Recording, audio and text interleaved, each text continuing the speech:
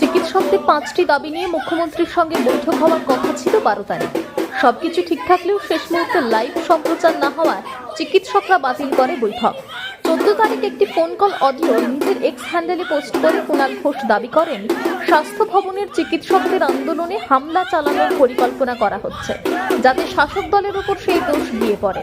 পাল্টা চিকিৎসকরাও বৈঠক করে।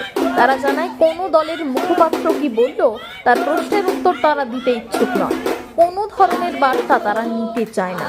কুণাল ঘোষের ভাইরাল অডিও ক্লিপ পোস্টকে কেন্দ্র করে বিধাননগর পুলিশের তরফ থেকে শতপ্রণোদিত মামলা রুজু করা হয় বিধাননগর ইলেকট্রনিক্স কমপ্লেক্স থানায়। শুক্রবার গর্ভা এলাকা থেকে সঞ্জীব দাস নামে এক ব্যক্তিকে গ্রেপ্তারও করে বিধাননগর গোয়েন্দা পুলিশ। এর আগে চিকিৎসকদের আন্দোলনে আরজিকর হাসপাতালে হামলা চলেছিল।